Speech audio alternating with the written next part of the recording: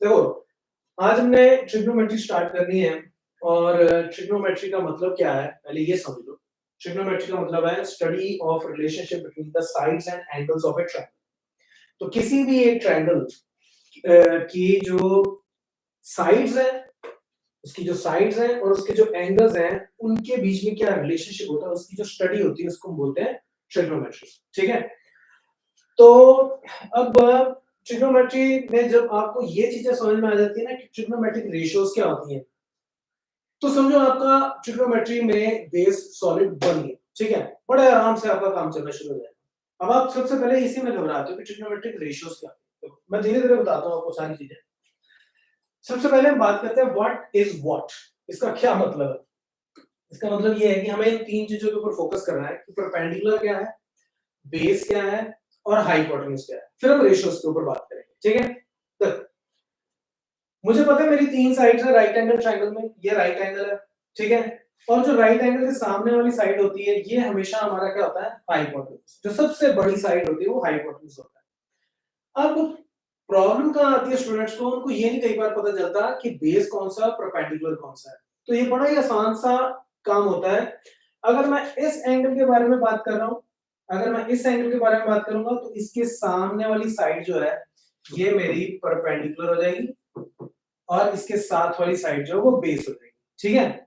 और अगर किसी भी एक राइट एंगल ट्रायंगल में मैं इस एंगल के बारे में बात करूं, मान लो ये ए है, ये बी है और ये सी, तो अगर मैं बी एंगल के बारे में बात करता हूं तो फिर क्या होगा, एक तरह से जैसे ट्रायंगल को मैं घुमा के रख सकता हूं, तो फिर ये वाली साइड जो है ये परपेंडिकुलर हो जाएगी और इसके साथ वाली साइड जो है वो बेस हो जाएगी और सबसे बड़ी साइड वो हमेशा हाइपोटेन्यूज ही रहती है। ठीक है? तो ये तीन चीजें हमें समझ में आ गई, तो बड़ी बेसिक सी चीज है। चलो कोई बात। अब हमें जहां पे प्रॉब्लम आती है वो इन चीजों पे प्रॉब्लम आती है जब हम ट्रिग्नोमेट्रिक रेशियोज की बात करते हैं। Sine, cosine, tangent, cotangent, secant and cosecant. अब बच्चों को ये समटाइम्स नहीं समझ में आता कि ये क्या है और ये क्यों है। देखो, अब इसका बड़ा ही सिंपल सा एक लॉजिक है। नमस्ते, नमस्ते अंकुर, नमस्ते। देखो मेरे पास तीन साइड्स हैं। ठीक है? एक है पी क्यू, इसमें अगर आप देखो एक पी क्यू साइड है, एक है क्यू आर और एक है आर पी। ठीक है? तीन साइड्स है मेरे पास। यानी कि अगर देखा जाए तो एक मेरे पास परपेंडिकुलर है, एक मेरे पास बेस है और एक मेरे पास हाइपोटेन्यूज है। एक तरह से यही बात हो गई। ठीक है? मैं किसी भी एंगल की बात करूं। अब मुझे ये बताओ कि एक टाइम पे कभी भी मैं दो साइड्स ले लूं, एक टाइम पे कभी भी मैं अगर दो साइड्स ले लूं तो मेरे पास टोटल कितनी रेशियोज होगी। देखो, एक रेशियो मेरे पास बनेगी R Q divided by P R और एक रेशियो बन जाएगी P R divided by R Q. उसको उल्टा कर देते हैं। फिर एक रेशियो बन जाएगी मेरे पास Q P divided by P R और फिर उसको उल्टा कर दो तो बन जाएगी P R divided by Q P. तो ये पहली रेशो, ये दूसरी रेशो, ये तीसरी, ये चौथी, फिर उसके बाद एक बनती है R Q divided by Q P, ये बन गई। और फिर इसको उल्टा करके लिख लेते हैं तो ये हो जाएगी Q P divided by R Q. इसके अलावा मेरे पास ट्रायंगल की तीनों साइड्स को लेके कोई भी और रेशो नहीं बन सकती। ठीक है? ये छह ही रेशोस मेरे पास पॉसिबल है। तो इन छह रेशियोज को हमने ये छह नाम दे दिए। That's it. ठीक है? एक को साइन बोल दिया, एक को कोसाइन, एक को टेंजेंट, एक को कोसेकेंट, एक को सीकेंट और एक को कोटेंजेंट। That's it. सिर्फ इतना काम किया है। ये छह जो साइड्स हैं, छह जो रेशियोज हैं, इन छह रेशियोज को हम ये नाम देते हैं। That's it. ठीक है? ठीक है? आई होप आपको सबसे पहले ये बात समझ में आई। Please tell me, is it clear कि ये छह रेशियोज क्यों पॉसिबल है? क्योंकि तीन साइड्स हैं, एक टाइम में अगर मैं दो दो साइड्स ले लूं तो इन छह के अलावा मेरे पास कोई और रेशियो नहीं बनती। कहने का मतलब एक बनती है परपेंडिकुलर ओवर हाइपोटेन्यूज। ठीक है? एक बनती है हाइपोटेन्यूज ओवर परपेंडिकुलर, ये दूसरी।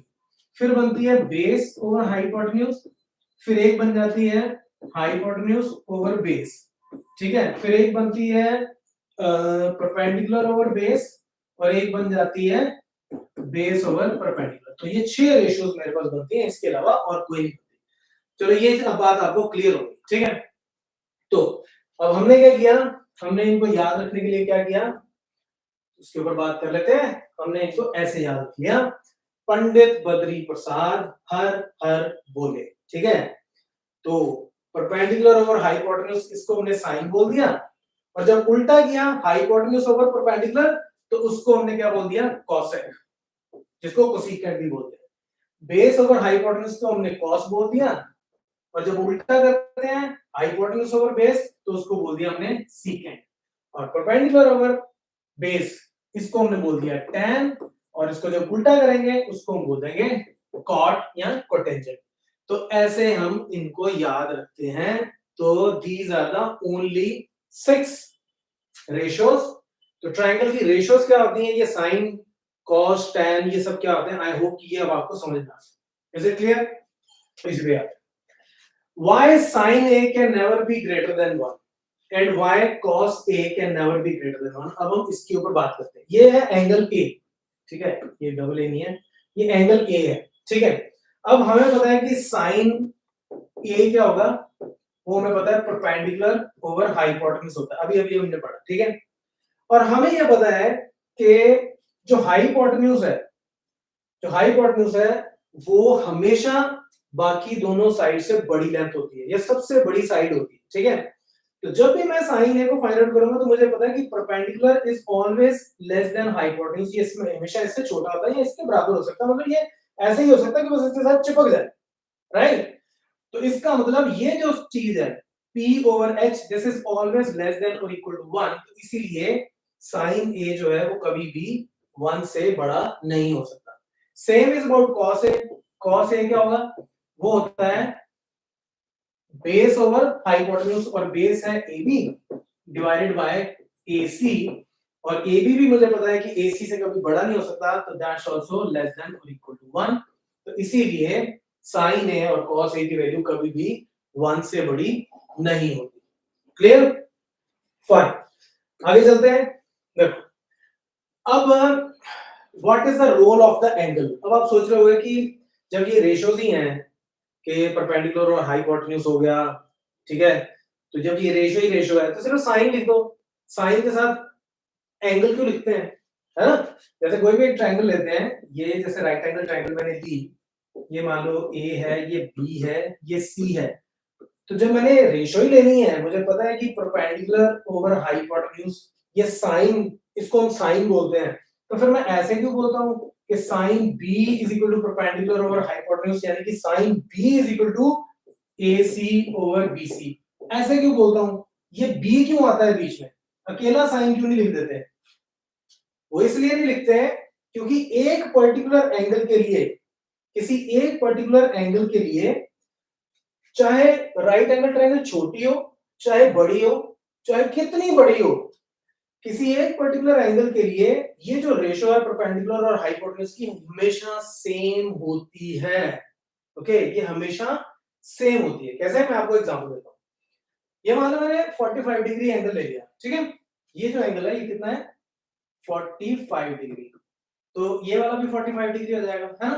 तो इसका मतलब ये एक आइसोसेलेस ट्रायंगल हो गई, तो इससे मुझे पता चल गया कि QP और ये QR ये आपस में इक्वल हो गए, ये भी मुझे समझ में आ गया। अच्छा, अब मैं काम करता हूं, मैं इसमें से tan थीटा निकालता हूं, यानी कि tan P निकालता हूं। tan P क्या होता है, वो होता है परपेंडिकुलर ओवर P, ठीक है।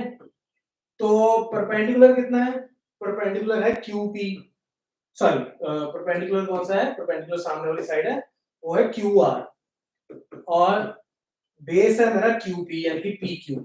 लेकिन QR और PQ आपस में इक्वल है, तो इसको मैं PQ ओवर PQ लिख सकता हूं, ठीक है, क्योंकि ये साइड और ये साइड इक्वल है, तो ये कट गए तो आंसर क्या आ गया, 1। ठीक है, आंसर 1 आ गया। तो इसका मतलब क्या है कि ये है tan 45 डिग्री, क्योंकि P पे जो एंगल बनता है 45 डिग्री। इसका मतलब ये है कि अगर मेरे पास कोई भी एक आइसोसेलेस ट्रायंगल हो, अब चाहे मैं इतनी सी ट्रायंगल ले लूं, ये भी आइसोसेलेस ट्रायंगल है जिसमें ये जो एंगल है, ये एंगल जो है ये 45 डिग्री का है, ये A है, ये B है, ये C है। तो अगर मैं यहां पे tan B निकालूं, जो कि कितना आ जाएगा, tan 45 डिग्री, तो वो भी कितना आ जाएगा, वो भी हो जाएगा AC ओवर AB, लेकिन AC और AB आपस में बराबर हैं, तो this is equal to 1, right.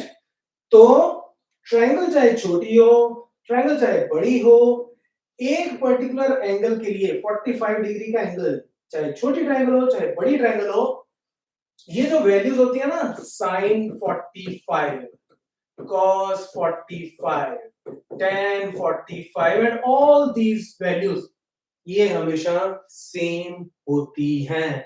Is it clear guys? ये बात समझ में आ गई आपको कि एंगल का क्या रोल होता है? अभी तक तो हमें ये समझ में आ रहा था कि जो अभी तक मैंने आपको क्या बताया था कि जो साइड्स हैं उनकी रेशियोज जो होती हैं उनको साइन कॉस टेन ये हमने नाम दे दी, लेकिन उसके साथ एंगल का क्या रोल है, आई होप कि ये आपको अब समझ आ गया। Is it clear? Searching is saying you teach very well, very calmly and nicely. Thank you so much if you think so. Okay guys, आगे बढ़ते हैं और आगे हमारे पास क्या है उसके ऊपर बात करते हैं। तो ये मैंने आपको बता दिया कि रोल ऑफ एन एंगल क्या होता है इसमें, ठीक है। तो ये सिमिलर ट्रायंगल वाला फंडा मैंने आपको बता दिया। What is the inverse of sine? Can you quickly tell me now what is the inverse of sine? Sine को अगर मैं उल्टा करके लिखूं तो क्या आ जाएगा? So that will be cosec, okay. cos का उल्टा क्या आ जाएगा? इट विल बी secant, और tan का उल्टा कितना आ जाएगा? That will be cot. Is it clear? Fine. Let's move to the next one. तो share, subscribe and comment if you really think so कि अच्छा लेक्चर चल रहा है तो आप प्लीज इसको शेयर कीजिए, ओके, सब्सक्राइब कीजिए, कमेंट कीजिए। That's up to you. If you really want to do that, you can do that. Next, given tan A is equal to 4/3, find the other trigonometric ratios of angle A. तो हमें tan A ये हमें given है 4/3। अच्छा आप ये देखो, ये जो क्वेश्चन है ना, इसको क्वेश्चन को ना बच्चे बड़े अलग तरीके से डायरेक्टली सॉल्व कर देते हैं, नंबर भी मिल जाते हैं उनको, लेकिन वो अप्रोच जो है ना वो ठीक नहीं होती। वो एक स्पेशल केस लेके उसको सॉल्व कर देते हैं, जबकि इसको थोड़ा डिफरेंट तरीके से हम सॉल्व करते हैं। कैसे? देखो, tan A यानी ये वाला मुझे एंगल लेना है, और tan A का मतलब क्या हो गया? मुझे पता है कि ये होता है परपेंडिकुलर ओवर बेस, ठीक है।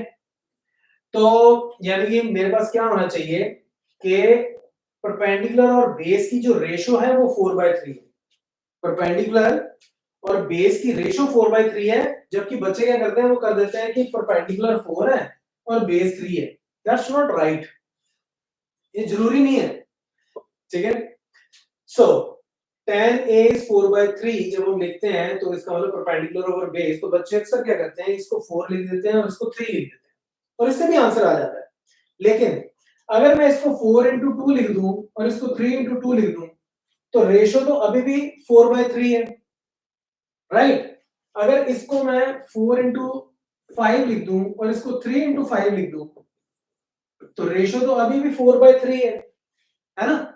तो एक्चुअली जब ये ऐसे होता है तो परपेंडिकुलर जो है वो 4 का मल्टीपल होगा और बेस जो है वो 3 का मल्टीपल होगा, ठीक है।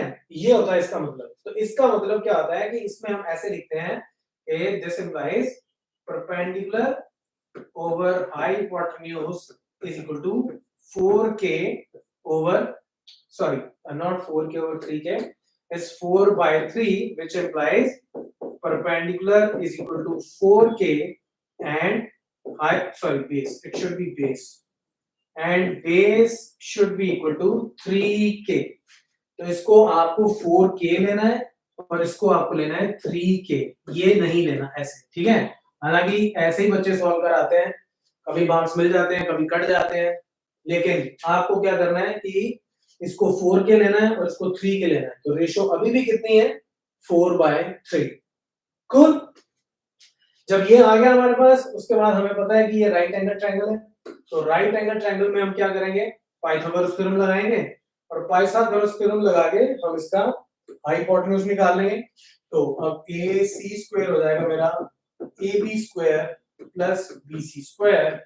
तो this will be equal to 3k का होल स्क्वायर प्लस 4k का स्क्वायर का whole square, it will be whole square which is equal to 9k square plus 16k square which is equal to 25k square। तो यहाँ से AC मेरा कितना आ जाएगा, वो हो जाएगा 5k, इसका स्क्वायर रूट करेंगे तो 5k, ये हो गया मेरा 5k।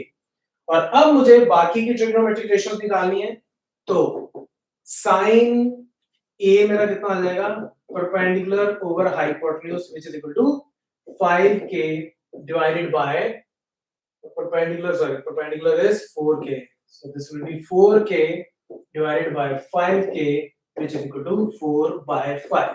तो इसी तरीके से आप cos, secant, cosecant और उन सब चीजों को आप फाइंड आउट करोगे। ठीक है, एक बार आपकी तीनों साइड्स आ गई, ये 3k है, ये 4k है, ये 5k है, तो बाकी सारे जितने भी आपके पास ट्रिग्नोमेट्रिक रेशियोज हैं बड़े आराम से आप उनको सॉल्व कर सकते हैं।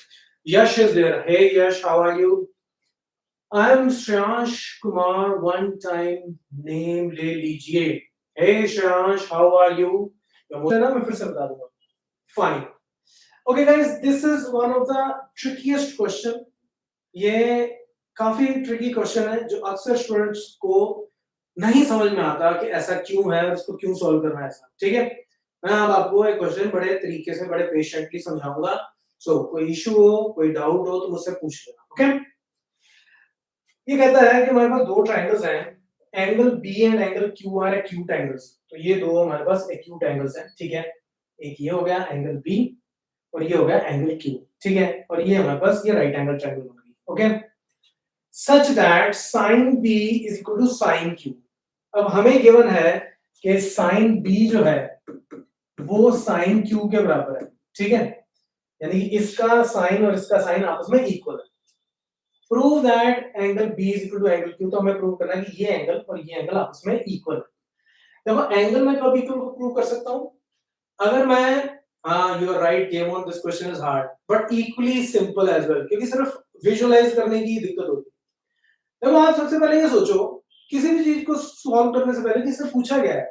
इसने ये पूछा है कि एंगल बी को एंगल क्यू के बराबर प्रूव करो।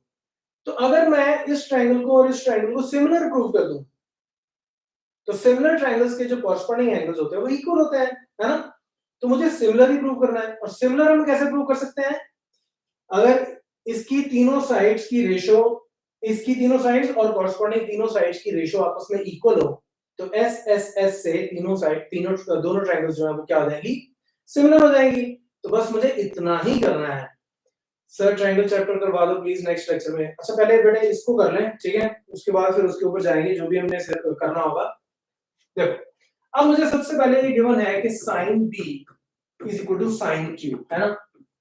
अब sin b क्या होता है? sin क्या होता है? Perpendicular over hypotenuse. तो ये b है तो इसके सामने वाली साइड ये परपेंडिकुलर होगी, तो यानी कि AC ओवर हाइपोटेन्यूज, तो बड़ी वाली साइड ही होगी AB इज इक्वल टू कितना हो गया? sin q। इसके सामने ये परपेंडिकुलर, तो ये हो गया PR डिवाइडेड बाय इसका हाइपोटेन्यूज, वो हो गया PQ। am I right? ठीक है, अच्छा, अब मैं काम करता हूं, PR को इधर ले जाओ और AB को उधर, तो ये हो जाएगा मेरा AC over PR is equal to AB over PQ, है ना? ये एक रिजल्ट आ गया मेरे पास। अब इस ट्रायंगल को इस ट्रायंगल के सिमिलर प्रूव करने के लिए मुझे एक्चुअली प्रूव क्या करना है कि ये साइड AC डिवाइडेड बाय ये साइड PR, इसकी रेशियो इज इक्वल टू, इसकी रेशियो ले लो, इसकी रेशियो ले लो AB की, तो AB के कॉरस्पॉन्डिंग इसकी रेशियो ले लो PR PQ के साथ। ठीक है, इज इक्वल टू ये कितना हो गया? इधर से BC और इसकी तीसरी साइड QR। मुझे ये प्रूव करना है एक्चुअली, है ना? अगर मैं ये प्रूव कर दूं कि this side over this side is equal to this side over this side is equal to this side over this side, ठीक है, तो दोनों ट्रायंगल्स जो हैं वो क्या हो जाएंगी? सिमिलर हो जाएंगी। ट्रायंगल सिमिलर हो गई तो कॉरस्पॉन्डिंग एंगल जो है वो इक्वल हो जाएगा। अब आप ये देखो कि AC over PR AB over PQ, AC over PR AB over PQ, ये तो पहले ही है, ये तो मैंने यहीं से निकाल लिया, ये जो मेरे पास गिवन था रिजल्ट उससे फटाफट मैंने निकाल लिया। अब मुझे सिर्फ और सिर्फ BC ओवर QR के ऊपर फोकस करना है कि किसी तरीके से BC ओवर QR या इसके बराबर हो जाए या इसके बराबर हो जाए, मेरा काम खत्म हो जाए। ठीक है, अब उसको मैं कैसे करूंगा? उसको मैं ऐसे करता हूं, ये देखो, ये जो मेरे पास है ना AC over AB is equal to PR over PQ, ये रेशियो आप लोगों में सेम है, तो इसको मैं रेशियो को बोल देता हूं Q, K। ठीक है, इसको मैंने के बोल दिया, ठीक है। AC ओवर AB और PR ओवर PQ ये तो आपस में इक्वल है, तो इसकी वैल्यू क्या है मुझे नहीं पता, लेकिन उसकी वैल्यू को मैंने K मान लिया, कोई इश्यू नहीं है K मानने से। अच्छा, इससे होगा क्या, अब मुझे पता है कि AC ओवर AB को मैंने K माना है, तो यहां से मेरा AC कितना आ जाएगा K टाइम्स AB, ठीक है, और PR ओवर PQ वो भी K के बराबर है, तो यहां से PR कितना आ जाएगा, वो भी हो जाएगा K टाइम्स PQ, ठीक है। अब मैं ये रिजल्ट यूज करूंगा, कहां यूज करूंगा, यहां पे पाइथागोरस थ्योरम लगा के। कैसे, देखो अब मैं इसको ऐसे सॉल्व करता हूं यहां पे। अब आप यहां देखो इसको, इस ट्रायंगल के ऊपर अगर मैं पाइथागोरस थ्योरम लगाऊं तो ये होता है मेरा AB square is equal to AC square plus BC square, ठीक है। और यहां से मुझे BC स्क्वायर चाहिए, मैंने आपको बताया ना मुझे BC चाहिए, इधर से BC चाहिए और इधर से RQ, क्योंकि बाकी साइड्स यहां पे आ चुकी हैं। तो यहां से BC स्क्वायर मेरा कितना आ जाएगा, वो आ जाएगा AB square minus AC square, ठीक है, इतना हो गया। यानी कि AB स्क्वायर कितना है, AB स्क्वायर को तो AB स्क्वायर लिखो, माइनस AC स्क्वायर कितना है, AC K टाइम्स AB के बराबर है, ठीक है। तो इसको भी मैं लिख सकता हूं फिर K square into AB square, है ना। मैंने बेसिकली क्या किया कि यहां से AC को भी AB की फॉर्म में लिख दिया, क्योंकि ये AC K टाइम्स AB है, तो सब कुछ मैंने AB की फॉर्म में लिख दिया, तो ये मेरा हो गया। इसमें से अगर आप देखोगे तो AB स्क्वायर कॉमन अंदर आ गया 1 माइनस K स्क्वायर, ठीक है। तो BC मेरा कितना हो गया, इस सब का स्क्वायर रूट करूंगा, ठीक है, तो ये BC स्क्वायर था इतना, तो BC कितना आ जाएगा, इस सब का स्क्वायर रूट, तो वहां से AB बाहर आ जाएगा और स्क्वायर रूट में बच जाएगा 1 माइनस K स्क्वायर। अब मैं एक काम करता हूं, इसको मैं ऐसे हाईलाइट करके रख देता हूं, ठीक है, ये मेरे पास एक रिजल्ट आ गया। अब सिमिलरली अब मैं दूसरी ट्रायंगल ले लेता हूं, ये वाली। अब यहां पे भी मैं पाइथागोरस थ्योरम लगाऊंगा और यहां से PQ स्क्वायर हो जाएगा मेरा PR square plus QR square, और यहां से मुझे QR स्क्वायर निकालना है, तो QR स्क्वायर मेरा आ जाएगा PQ square minus PR square which is equal to, अब फिर यहां आओ, अब PR K टाइम्स PQ है, PR जो है K टाइम्स PQ है, तो यहां मैं PQ स्क्वायर को तो PQ स्क्वायर लिख देता हूं और इसकी जगह मैं ये डाल देता हूं, तो ये हो जाएगा K square into PQ square. तो यहां से QR मेरा कितना आ जाएगा, QR स्क्वायर हो जाएगा PQ स्क्वायर और अंदर बचा 1 माइनस K स्क्वायर, तो यहां से QR मेरा कितना हो गया, इस सब का स्क्वायर रूट करूंगा तो ये हो जाएगा PQ is equal to PQ square root of 1 minus K square. ये हो गया मेरा दूसरा रिजल्ट, ओके, ये दूसरा रिजल्ट हो गया। और अब अगर BC को मैं QR से डिवाइड कर दूं, यानी कि इस पूरी इक्वेशन को इस पूरी इक्वेशन से डिवाइड करूं, तो मेरे पास क्या आ जाएगा, ये है BC। चलो मैं एक काम करता हूं, इसको डिलीट कर देते हैं यहां से, ठीक है, थोड़ी जगह बन जाएगी हमारे पास, ताकि यहीं पे हम सारा सॉल्व कर लें। तो अब आप ध्यान से देखो, थोड़ा सा ही रह गया बस अब ना। अब अगर मैं BC को QR से डिवाइड कर दूं, तो BC को अगर मैं QR से डिवाइड कर दूं, तो यानी कि इसकी राइट हैंड साइड क्या है, AB square root of 1 minus K square divided by, इसकी राइट हैंड साइड क्या है, PQ square root of 1 minus K square, और ये आपस में कट गया, तो यहां से आ गया BC over QR is equal to AB over PQ, और AB ओवर PQ किसके बराबर है, AC ओवर PR के, and this is equal to AC over PR। तो यहां से क्या आ गया कि इस ट्रायंगल की साइड्स की और इस ट्रायंगल की साइड्स की रेशो आपस में इक्वल है, ठीक है। तो by SSS similarity criterion triangles are similar, तो अगर ट्रायंगल सिमिलर हो तो जो कॉरस्पॉन्डिंग एंगल्स होते हैं वो क्या होते हैं, equal. So this implies angle B is equal to angle Q, hence proved, okay. तो ऐसे हमने इस क्वेश्चन को सॉल्व करना है। तो अब आपने लिखा तो हुआ है कि ये हार्ड है, ठीक है sir, it's very confusing, it's is there any easy method? देखो मैंने सबसे आसान मेथड बताया आपको, सबसे आसान मेथड बताया कि कुछ नहीं है, आप घबराओ मत, कुछ मुश्किल नहीं है, विजुलाइज करो। देखो दोनों ट्रायंगल्स को मुझे सिमिलर तो प्रूव करना ही करना है ना, तो सिमिलर तो मैं ऐसे प्रूव करूंगा, एस एस एस से मैं इसको सिमिलर प्रूव कर दूंगा। दो साइड्स की रेशियो तो पहले से ही इक्वल गिवन है ना, तो सिर्फ तीसरी साइड के ऊपर फोकस करना है। तो तीसरी साइड में कहां से निकालूंगा? तीसरी साइड में निकाल लूंगा फ्रॉम पाइथागोरस थ्योरम, ठीक है।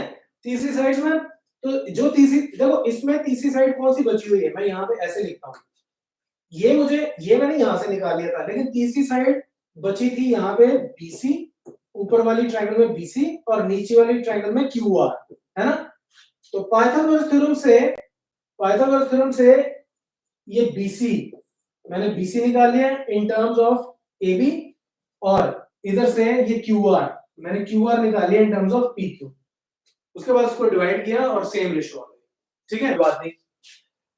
ओके, अब इस क्वेश्चन को सॉल्व करते हैं। सिंपल सा क्वेश्चन है, लेकिन इसमें मैं एक छोटा सा आपको टिप बताऊंगा। वो टिप क्या है, वो इंपॉर्टेंट है, उससे आपकी कैलकुलेशन जो है बड़ी आसान हो जाएगी, ठीक है। वो क्या है मैं बताता हूँ। ये ट्रायंगल है, इसमें राइट एंगल है, कहता है C पे, ठीक है, और उसके बाद वो कहता है AB is 29 यूनिट्स, ये 29 यूनिट्स, ये 21 यूनिट्स गिवन है। ABC एंगल, ये एंगल थीटा गिवन है, ठीक है। कहता है sin square theta plus cos square theta की वैल्यू निकालो। एक बात तो याद रख लो, किसी भी एंगल के लिए sin स्क्वायर थीटा और प्लस cos स्क्वायर थीटा, इसकी वैल्यू हमेशा 1 होती है। अगर आपका आंसर 1 नहीं आ रहा तो समझो आप कुछ गलती कर रहे हो, ठीक है। तो नीतू सिंह आ गया समझ से, thank you, okay, you are most welcome. Sir रुक रुक के चल रहा है class, what do you mean रुक रुक के चल रहा है? इज इट द वीडियो या मैं तो नहीं रुक रहा, मैं तो बिल्कुल स्पीड पे चल रहा हूँ। अगर आपके वहां पे रुक के चल रहा है तो आप प्लीज एक बार पेज रिफ्रेश कर लो। Is it clear for everyone else? Video में कोई इशू तो नहीं है? डोंट वरी, मैं करा दूंगा। अब मैं आपको बोल रहा हूँ कि किसी भी एंगल के लिए sin स्क्वायर थीटा और cos स्क्वायर थीटा हमेशा 1 होता है, ये बात याद रखना। अगर नहीं आपका आंसर 1 आ रहा तो समझो आप कुछ गलती कर रहे हो, ठीक है। तो अब sin थीटा क्या होता है? वो होता है परपेंडिकुलर ओवर हाइपोटेन्यूज, और cos होता है बेस ओवर हाइपोटेन्यूज। तो मेरे पास हाइपोटेन्यूज है, बेस है, लेकिन मेरे पास परपेंडिकुलर नहीं है। तो सबसे पहले पाइथागोरस थ्योरम लगाओ कि हमें पता है कि AB² is equal to AC² plus BC², और यहां से मैं AC² निकाल लेता हूं। AC² मेरा कितना आ जाएगा? AB² minus BC²। तो ये कितना आ जाएगा? 29² माइनस 21²। अब गाइस यहां पे एक बात याद रखना, इसको सॉल्व नहीं करना। यहां सॉल्व करने बैठोगे आप खामखा अपने 2 से 3 मिनट जो है वो वेस्ट कर दोगे। अब आपको क्या करना है? अब आपको ये करना है, आपको 29² और 21² को कैलकुलेट नहीं करना, क्योंकि ये A² माइनस B² की फॉर्म का है। तो आपको इसको लिखना है 29 माइनस 21 इंटू 29 प्लस 21। तो 29 माइनस 21 कितना हो गया? 8, और ये कितना हो गया? 50। So this is equal to 400। Simple calculation, okay. तो कुछ 29 का स्क्वायर करके 21 का स्क्वायर करके उसको सब्ट्रैक्ट करने की कोई जरूरत नहीं है। तो यहां से मेरा AC कितना आ जाएगा? 400 का स्क्वायर रूट करूंगा तो आ जाएगा 20 यूनिट्स। तो ये मेरा आ गया 20, राइट। तो ये 20 आ गया, गुड। तो अब हम sin स्क्वायर थीटा और cos स्क्वायर थीटा निकाल लेते हैं। तो sin square theta plus cos square theta, sin square theta perpendicular over hypotenuse 20/29 इसका whole square, plus cos square 21/29 इसका whole square. So this is equal to, ये हो गया 20² over 29² plus 21² over 29². So this is also equal to, so 20² plus 21² over 29². इसको आप solve कर लोगे तो आपका आंसर जो है वो आपका आंसर कितना आना चाहिए? 1 आना चाहिए। आप इसको सॉल्व करना ना, 1 आना, ठीक है, कूल। इसी तरह से cos square theta minus sin square theta, इसकी आप वैल्यू निकाल सकते हो, ठीक है। Pythagorean triplet. अच्छा, पाइथागोरियन ट्रिपलेट के ऊपर मैं तुम्हें एक बड़ी इंटरेस्टिंग बात बताता हूँ। आपने अच्छा पॉइंट शुरू किया, पाइथागोरियन ट्रिपलेट मैं काफी बार बताता हूँ। देखो 3, 4 एंड 5 ये पाइथागोरियन ट्रिपलेट्स है ना। हमें पता है कि 5² is equal to 3² plus 4²। Right. अब इसको अगर आप 2 से मल्टीप्लाई कर दोगे ना तो वो भी पाइथागोरियन ट्रिपलेट, अगर इसको 3 से मल्टीप्लाई कर दोगे वो भी पाइथागोरियन ट्रिपलेट, यानी कि 6, 8 एंड 10 ये भी पाइथागोरियन ट्रिपलेट हो गए। अगर 3 से मल्टीप्लाई करते हो तो 9, 12 एंड 15 ये भी पाइथागोरियन ट्रिपलेट। तो किसी भी एक पाइथागोरियन ट्रिपलेट की हर एक वैल्यू को अगर आप सेम नंबर से मल्टीप्लाई करोगे तो आपके पास फिर से एक और पाइथागोरियन ट्रिपलेट आ जाएगा। ओके सर, सेकंड का आंसर है क्या? यार वो तुम सॉल्व कर लेना, आंसर क्या है मेरे को सॉल्व करना पड़ेगा, आप सॉल्व करके उसको देख लेना क्या आंसर आता है, ठीक है? तो लेट्स नॉट, छोटी छोटी कैलकुलेशन है ये आप खुद ही कर लेना, मैं मेन आपको बता रहा हूँ क्वेश्चन कैसे सॉल्व करना, ठीक है? और कोई इंपॉर्टेंट टिप है तो मैं वो बता रहा हूँ आपको, और कोई स्पेशल मेथड या अंडरलाइन कॉन्सेप्ट है मैं उसके ऊपर बात कर रहा हूँ। छोटी मोटी कैलकुलेशंस तो आप खुद ही कीजिए, ठीक है? उसके ऊपर मैं ज्यादा फोकस नहीं करता। हाँ जी, in a right angle triangle, right angle that B, tan A is equal to 1, tan A1, देखो tan A1 का मतलब ये होता है कि ये एक आइसोसेलेस ट्रायंगल है, सीधी सीधी सी बात है। Then verify that 2 sin A cos A is equal to 1, तो हमें प्रूव करना है 2 times sin A cos A is equal to 1। तो sin A निकालने के लिए मुझे क्या चाहिए? देखो tan A1 दिया है ना, tan A1 दिया है, तो यानी कि tan A क्या होता है? वो होता है परपेंडिकुलर ओवर बेस, तो ये 1 है is equal to perpendicular over base, तो इसका मतलब परपेंडिकुलर जो है वो बेस के बराबर है, यही मतलब हुआ इसका। तो अगर मैं इसको x मान लूं और इसको भी x मान लूं, ये दोनों बराबर हो गए, है ना? तो दोनों को x x मान लेते हैं, तो ये कितना आ जाएगा? ये आ जाएगा तुम्हारा x square plus x square का square root which is equal to square root 2x, तो ये वाली साइड हो जाएगी square root 2x Pythagoras theorem लगा, ठीक है? तो अब साइन है कितना आता है? परपेंडिकुलर और हाइपोटेन्यूज, और कॉस है बेस ओवर हाइपोटेन्यूज, उसको सॉल्व करोगे तो ये left hand side right hand side के बराबर आ जाएगी, तो ऐसे आप इसको सॉल्व कर सकते, ठीक है? तो ये सिंपल ही है, बस इसमें सिर्फ ये चीज आपको देखनी है कि परपेंडिकुलर और बेस आपस में बराबर है, तो उसकी वैल्यू x मान लो, उसकी वैल्यू x मान लो, और फिर ये पाइथागोरस थ्योरम से स्क्वायर रूट 2x आ जाएगा। Good, fine, next. अच्छा, ये भी सिंपल सा ही क्वेश्चन है, इसमें कोई बहुत बड़ी बात नहीं है, लेकिन इसमें एक कंफ्यूजन होती है बच्चों को। कंफ्यूजन क्या होती है? ये पूरे क्वेश्चन के अंदर ना वो कहता है कि determine the value of sin q and cos q, तो q ना ये वाला एंगल है,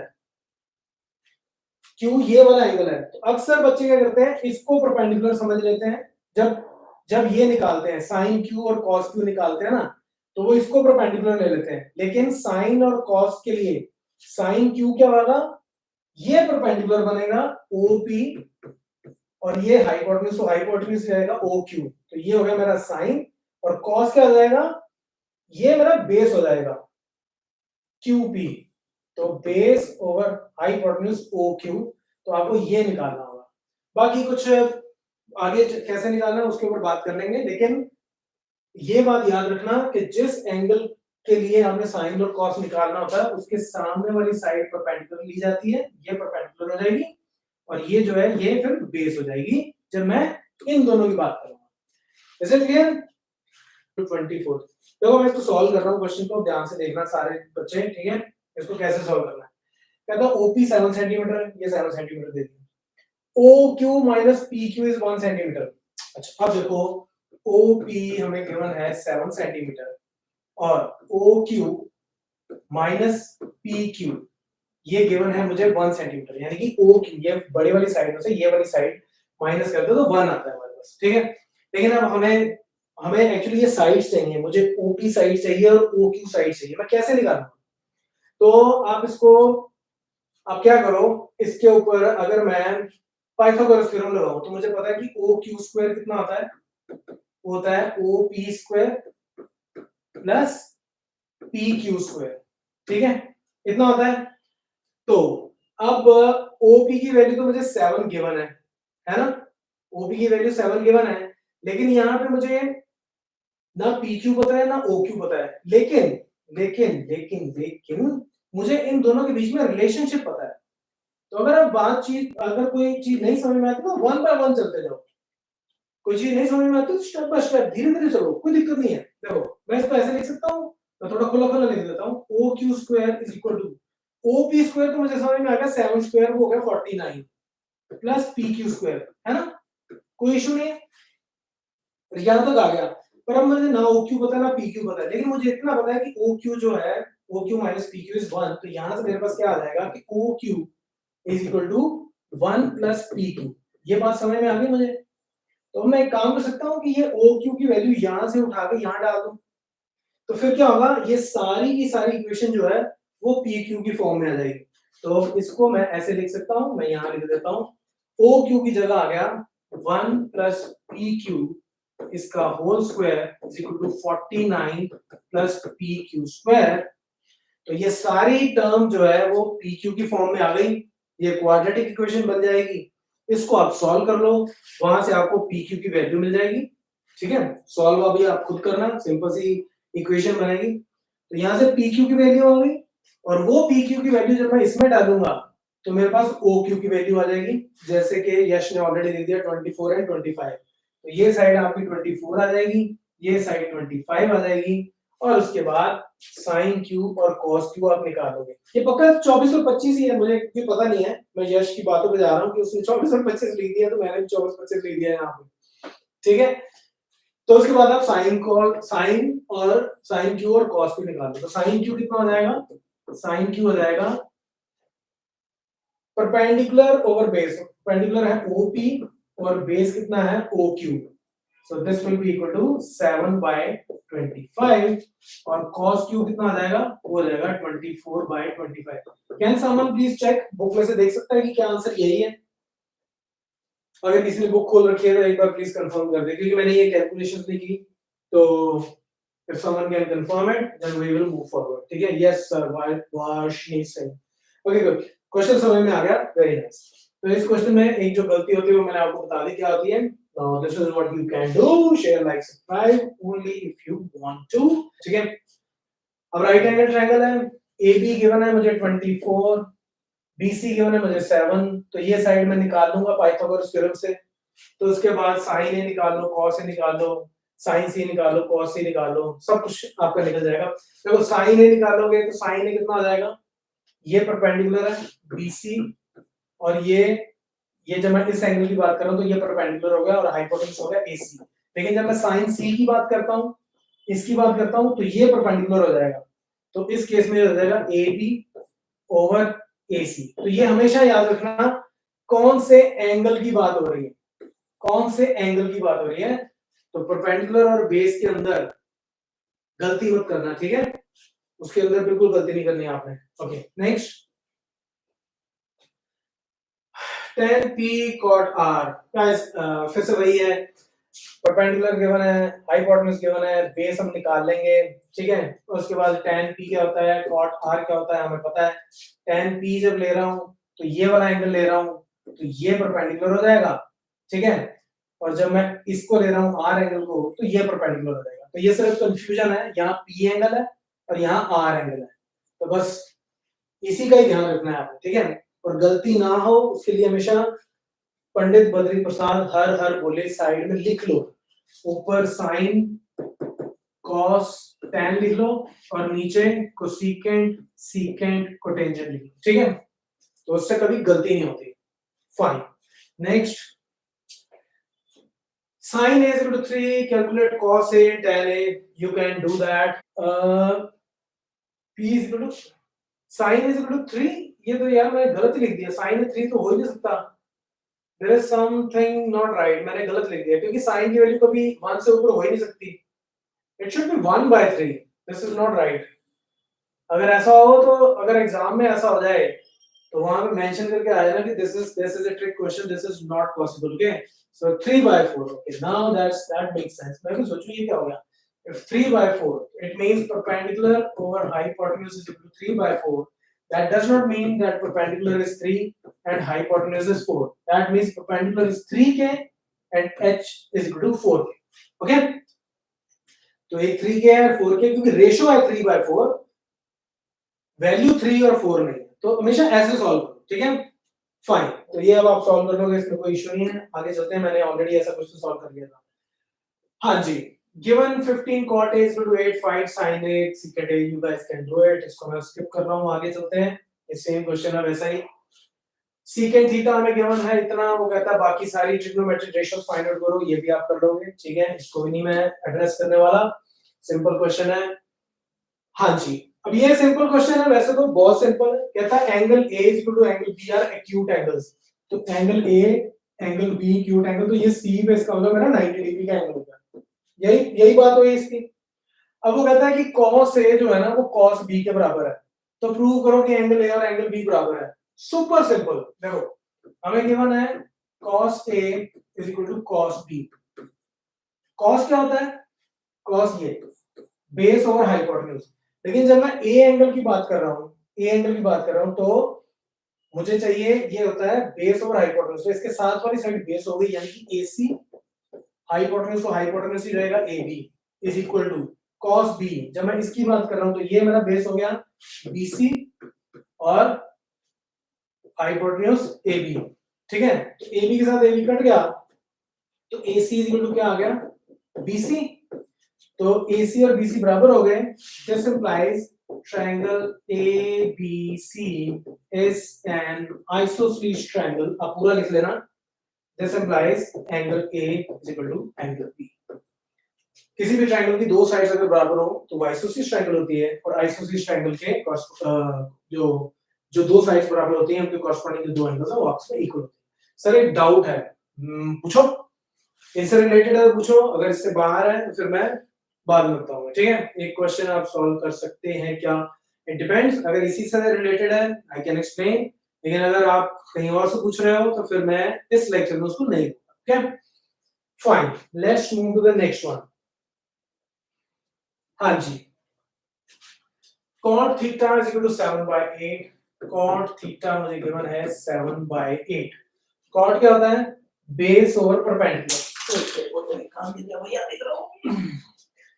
तो cot थीटा 7/8 यानी कि बेस ओवर परपेंडिकुलर, तो यहां मैं लिख लूंगा कि base over perpendicular is equal to 7/8, तो इसका मतलब बेस हो गया मेरा 7k और परपेंडिकुलर कितना हो गया 8k, ठीक है। लेकिन मैं आपको बताऊं इस क्वेश्चन को ना ऐसे सॉल्व करने की जरूरत ही नहीं है, ये बड़ा ही सिंपल क्वेश्चन है, सुपर सिंपल क्वेश्चन है। अगर तो वो बोले कि ट्रिग्नोमेट्रिक रेशियोज यूज करके ही सॉल्व करो ऐसे ही, फिर तो आप करो, लेकिन मैं इसको ना दूसरा तरीका बताता हूँ। ये हमें पता है कि कैसे सॉल्व करना है, इसको 7 के ले लिया, 8 के ले लिया, ये 7 के हो गया, ये 8 के हो गया, तो फिर इसको हम पाइथागोरस थ्योरम से निकाल लेंगे, है ना। उसके बाद इसको सॉल्व करते रहेंगे, ये सब चीजें वैल्यूज निकालेंगे। लेकिन देखो इसको ना एक सिंपल तरीके से सॉल्व करते हैं। जब उसने बोला कि cot थीटा 7/8 है तो cot स्क्वायर थीटा निकालो, तो cot स्क्वायर थीटा क्या है? 7/8 का होल स्क्वायर, वो तो निकल आया सिंपल सिंपल, कोई दिक्कत नहीं है। अच्छा अब इसकी बात करते हैं, ये है 1 plus sin theta into 1 minus sin theta divided by 1 plus cos theta into 1 minus cos theta. ये ऊपर क्या हो गया a plus b into a minus b, यानी 1 minus sin square theta divided by नीचे हो गया 1 माइनस cos स्क्वायर थीटा। अब 1 माइनस sin स्क्वायर थीटा क्या होता है? ट्रिग्नोमेट्री का पार्ट है, आगे हम पढ़ेंगे भी, तो ये होता है cos स्क्वायर थीटा, और ये कितना होता है? ये होता है sin स्क्वायर थीटा। अब cos ओवर sin क्या होता है? वो होता है cot थीटा, तो ये भी कितना हो गया cot स्क्वायर थीटा, यानी कि इसकी भी वैल्यू वही होगी जो उसकी है। तो इतना इजी क्वेश्चन है ये, राइट। तो अगर आपको क्वेश्चन ऐसे ही पूछा जाता है कि evaluate this, you can directly solve it like this, कोई इशू नहीं है, इससे बड़े आराम से आपका क्वेश्चन सॉल्व हो जाएगा, ओके। सो 49/64, प्लीज चेक, इसका आंसर भी 49/64 होना चाहिए और इस वाले का भी सेम होना चाहिए। कैन यू चेक वेरीफाई अगर ऐसे ही है तो? Tanmay sir, why we take 7k and 8k, we know that it will be eliminated in the end। अभी बताता हूँ, दोबारा बताता हूँ, कोई बात नहीं, पहले ये बताओ ये सब समझ में आ गया कि नहीं आ गया?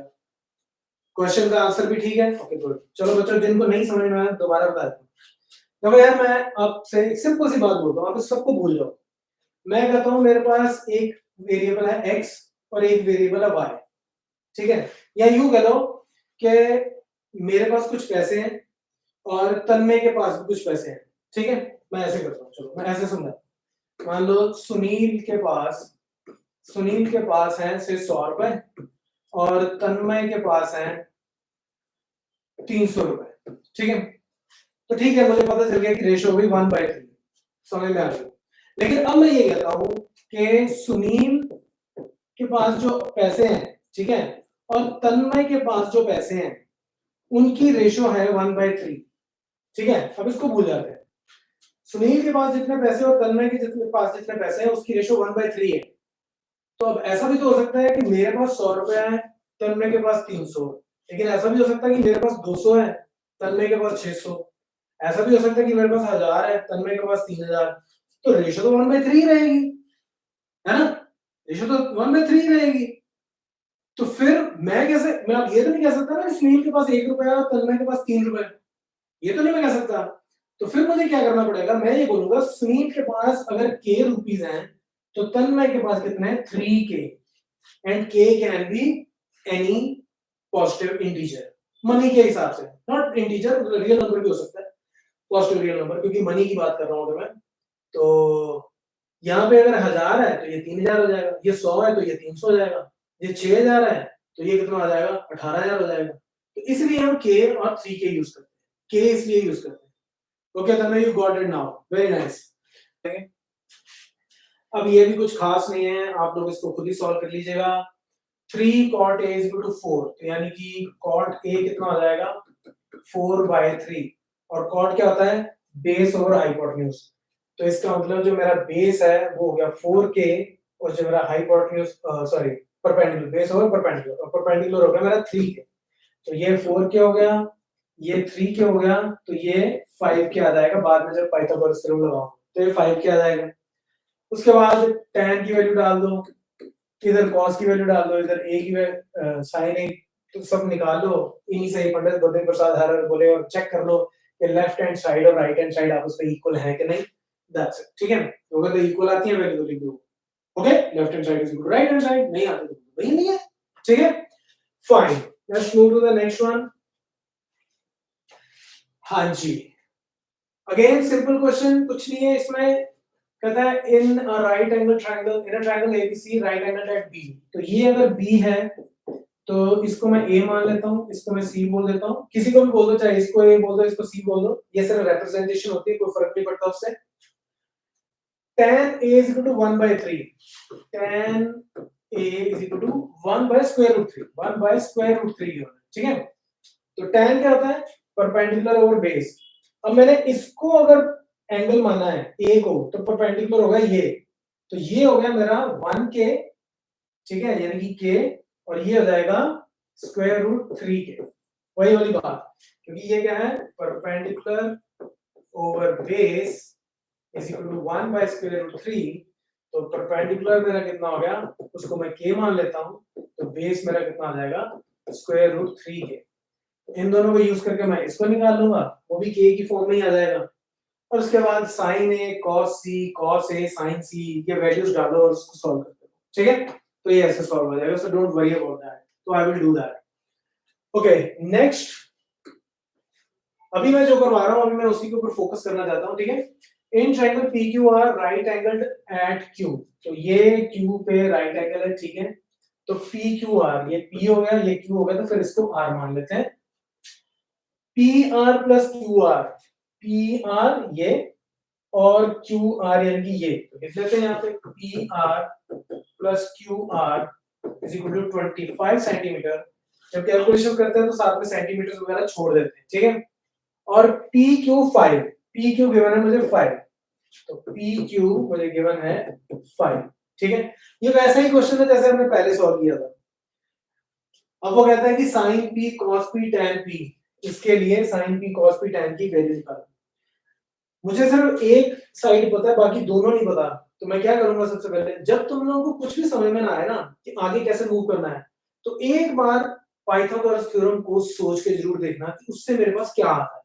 तो पाइथागोरस थ्योरम लगाऊंगा तो ये हो जाएगा PR² is equal to PQ² plus QR², है ना।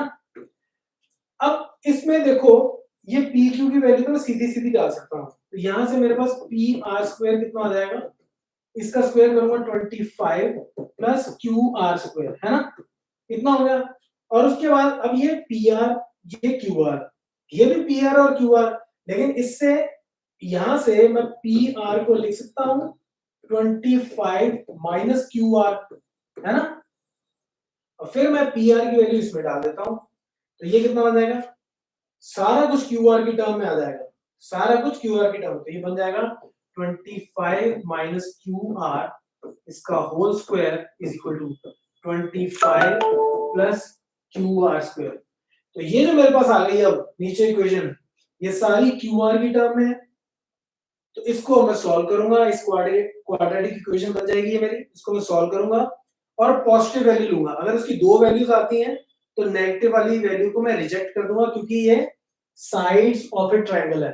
तो दो वैल्यूज में से जो पॉजिटिव वाली वैल्यू है मैं उसको लूंगा, तो मेरे पास क्यू आर आ जाएगा, ठीक है।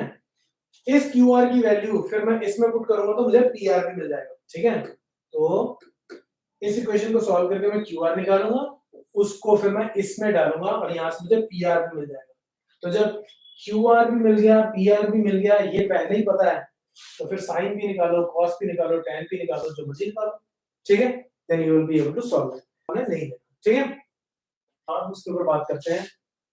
या this is very very important, ये 1 मार्कर्स के तौर पे आपसे पूछे जा सकते हैं, ये बड़ा इंपॉर्टेंट क्वेश्चन है, इनको समझते हो, ठीक है तो बड़े आसान से, but let's understand these questions. कैसे, देखो, okay let's do it quickly, let's solve these questions. करो, the value of tan A is always less than 1।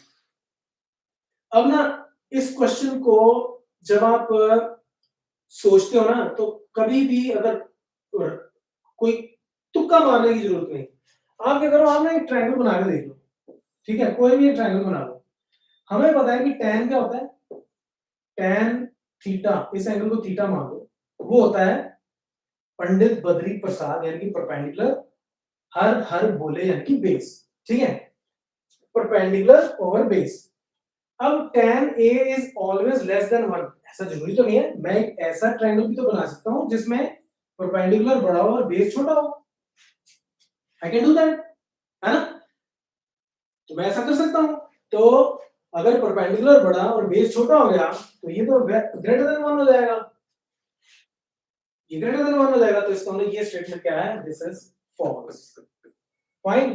तो ये चीजें ऐसे लिख दिया करो, ऐसे आपको कभी भी तुक्का मारने की जरूरत नहीं है, ज्यादा दिमाग में सोचने की जरूरत नहीं। ट्रायंगल बनाओ या सीधी सीधी एक राइट एंगल ट्रायंगल बनाओ और फिर बताओ कि क्या होता है tan A, ये होता है परपेंडिकुलर ओवर बेस, तो मैं परपेंडिकुलर बड़ा तो बना ही सकता हूं, बड़ा परपेंडिकुलर छोटा बेस, तो ये तो ग्रेटर देन 1 हो गया, इसका मतलब ये स्टेटमेंट फॉल्स। दूसरा, secant A is equal to 12/5 for some values of angle A। अच्छा, अब secant क्या होता है, cos का उल्टा। अगर मैं लिखूं पंडित बद्री प्रसाद हर हर बोले, तो sin cos tan cosecant secant, तो ये हो गया मेरा हाइपोटेन्यूज ओवर बेस, ये हो गया मेरा हाइपोटेन्यूज ओवर बेस, ठीक है। अब मुझे पता है कि हाइपोटेन्यूज हमेशा सबसे बड़ी साइड होती है, तो ये कहता है कि secant A is 12/5 for some value of angle A, तो यानी कि हाइपोटेन्यूज मेरा 12 हो सकता है और बेस हो सकता है 5, so that's true कि हाइपोटेन्यूज हमेशा बड़ा होता है। तो मैं एक ऐसी ट्रायंगल बना सकता हूं जिसमें ये साइड में ले लूं 12, ठीक है, और बेस ये जो साइड है ये मैं ले लूं 5, मतलब ऐसे नहीं बनेगी, क्या वो थोड़ी ऐसे बन जाएगी, ये 5 और ये मैं ऐसे थोड़ी लंबी 12 तक ले जाता हूं, तो ये मेरी बनी, ये 12 हो गई, ये 5 हो गई, सो this is possible, right, so this is possible, so this is true. Next, थोड़ा इसको क्लियर करते हैं और फिर लिखते हैं। हाँ जी, थर्ड क्वेश्चन पे आते हैं। cos A is the abbreviation used for cosecant of angle A। No, cos A जो होता है ये होता है cosine, cosine, तो cosine की शॉर्ट फॉर्म होती है cos, cosecant की होती है cosec, cosec A, उसको ऐसे लिखते हैं, ठीक है, तो इसमें कंफ्यूज नहीं होना है, तो सिर्फ याद रखने वाली बात है। cot A is the product of cot and A, this is false, this is false, ये बात याद रखो, बड़ी बार बच्चों को कंफ्यूजन होती है कि जैसे मैंने लिखा था ना sin A, तो उनको लगता है sin और A आपस में मल्टीप्लाई हो रहे हैं, sin A का मतलब है sin of angle A, ठीक है, this is one term, this is one single term, this is one single term, sin theta is one term, okay, तो ये प्रोडक्ट नहीं होता। sin theta is equal to 4/3 for some angle theta. तो मैंने आपको बताया this is not possible. By chance अगर आपको ना समझ में आए फिर से क्विकली ट्रायंगल बनाओ एक कैसी भी, ठीक है। sin थीटा क्या होता है, परपेंडिकुलर ओवर हाइपोटेन्यूज, ये परपेंडिकुलर ये हाइपोटेन्यूज। तो जब परपेंडिकुलर वो कह रहा है परपेंडिकुलर 4 है और हाइपोटेन्यूज 3, क्या ऐसा हो सकता है कि हाइपोटेन्यूज छोटा और परपेंडिकुलर बड़ा हो जाए? That's not possible, so this is false. Okay, तो इस तरह से हम इन क्वेश्चंस को सॉल्व करते हैं। Is it clear guys?